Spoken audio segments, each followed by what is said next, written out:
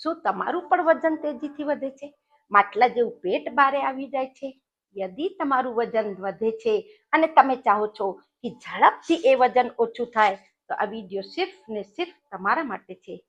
આજ હું તમને જે ઉપાય બતાડીશ એને તમે માત્ર પહેલા 21 દિવસ કરીને જોજો, ચમત્કારિક રિઝલ્ટ મળશે.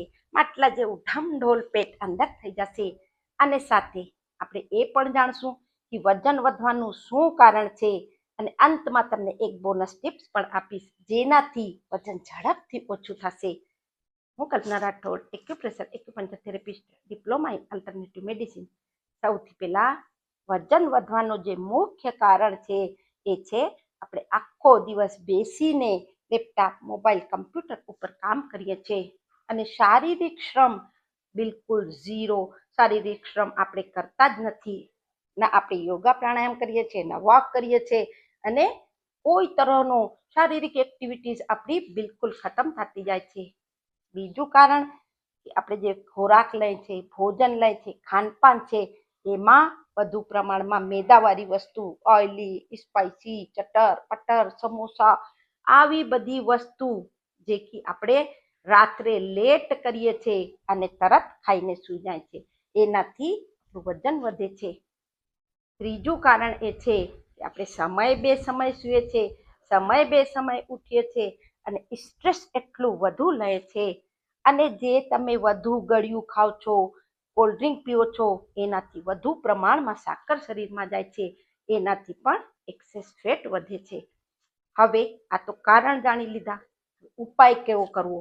તો સૌથી પહેલા જે ઘરગથ્થુ ઉપાય છે એ તમે જાણી લેજો.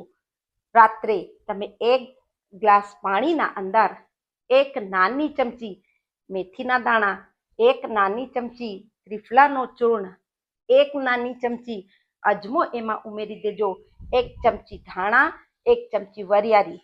આખી રાતમાં આ બધી વસ્તુ પાણીના અંદર પલળી જશે અને એના ઔષધીય ગુણ વધી જશે. બીજે દી સવારે એ પાણીને તમને ખૂબ સરસથી બોઇલ કરવું છે, એટલા સરસથી ખદખદાવી એ પાણીને તમે અડધું કરી લેજો. હવે આ પાણી જ્યારે એકદમ ઠંડુ હલકું ગરમ હોય ત્યારે તમને નેરણે કોઠે બેસીને ઘૂંટડો ઘૂંટડો કરીને આ પાણીને પીવું છે. એ લગાતાર તમે 21 દિવસ આને કરીને જુઓ અને બીજું 21 દિવસમાં તમને ચમત્કારિક રિઝલ્ટ મળશે.